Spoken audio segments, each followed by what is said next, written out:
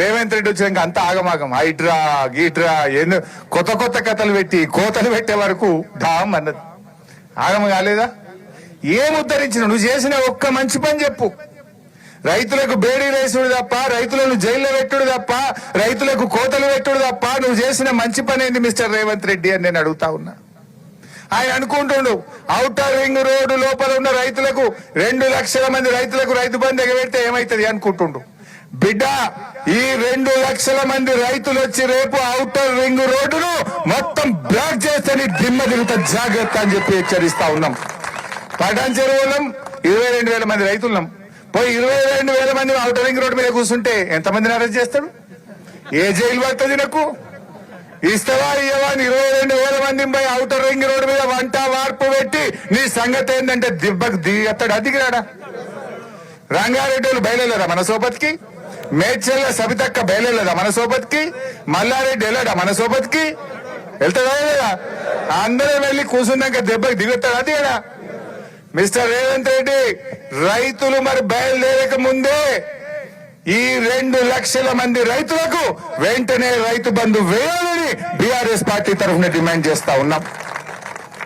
అందువల్ల రైతు సోదరులారా, మనం జాగ్రత్తగా ఈ పోరాటాన్ని ఇంకా ముమ్మరం చేద్దాం.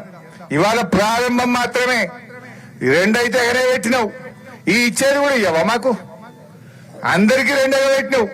ఇప్పుడు ఈ ఇచ్చేదన్నా ఈ వీళ్ళకు కూడా ఇచ్చి తీరాల్సిందే అని చెప్పి నేను కోరుతా ఉన్నా. ఈయన ఇంకోటి ఏదో అర్థం కాదు మన మెదక్ జిల్లా మీద. మొన్న మా మాణిక్రావు సాబు దగ్గరికి జైరాబాద్కు పోయిండు ఎవరు? రేవంత్ రెడ్డి. పోతే మా మాణిక్రావు సాబు లేచి, అరే మా జైరాబాద్కు ఇంత పైసలు కావాలి, మోరీలు సాఫ్ లేవు, గ్రామ పంచాయతీలో ట్రాక్టర్లన్నీ మొత్తం తాళాలు పడ్డాయి, డీజిల్ కు పైసలు లేవు, గ్రామ పంచాయతీకి ఏమైనా పైసలు, మున్సిపాలిటీకి ఏమైనా పైసలు అని ఇట్లా కేసీఆర్ వచ్చినప్పుడు అడుగుతుండే. కేసీఆర్ రాగానే ఊరికి 25 లక్షలు, జైరాబాద్ కు 50 కోట్లు, మండలానికి 1 కోటి అని ఇచ్చిపోవు కేసీఆర్. గట్లనే ఇస్తాడు అనుకోని అన్ని అడిగిండు. ₹1 ఇస్తే ఒట్టు, 1 పైసా జైరాబాద్కి వస్తే ఎమ్మెల్యే గారు అడిగితే ₹1 కూడా ఇవ్వలే. ఇక పటాన్ చెరువు మీద పగబట్టిండు, ఇంత రైతు బంధు కోత పెట్టిండు.